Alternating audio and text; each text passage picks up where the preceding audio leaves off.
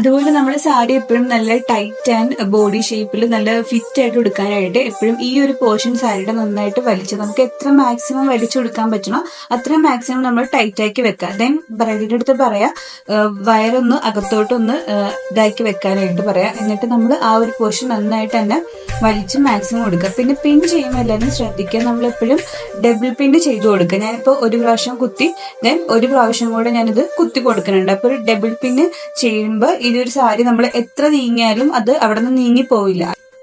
Then commonly എല്ലാവരും ചെയ്യുന്നൊരു മിസ്റ്റേക്കാണ്, സാരി മുകളിൽ നിന്ന് പ്ലീറ്റ് എടുത്ത് തുടങ്ങും. അപ്പോൾ അങ്ങനെ ചെയ്യരുത്. നമ്മൾ എപ്പോഴും ബ്രൈഡിൻ്റെ അടുത്ത് സാരി ഒന്ന് ചെറുതായിട്ട് പൊക്കി വെക്കാൻ പറയാം. അപ്പോൾ ആ സാരിയിൽ തന്നെ നമുക്ക് കുറച്ച് പ്ലീറ്റ്സ് കിട്ടും.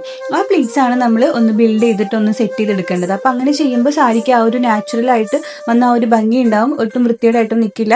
എന്നിട്ട് ഈ പ്ലീറ്റ് എടുക്കുമ്പോൾ നിങ്ങൾ മാക്സിമം ഒരു 1 ഇഞ്ച് ഡിഫറൻസിലെങ്കിലും ഒരു ഹൈറ്റിലെങ്കിലും ഈ പ്ലീറ്റ്സ് എടുക്കാൻ നോക്കുക. അപ്പോൾ അതൊരിക്കലും തെന്നി പോകില്ല. ഇനിയിപ്പോൾ നിങ്ങൾ ബിഗിനറൊക്കെ ആണെങ്കിൽ ഓരോ പ്ലീറ്റ്സിന് വേണമെങ്കിൽ നിങ്ങൾക്ക് പിന്ന് ജസ്റ്റ് കുത്തി കൊടുക്കാവുന്നതാണ്.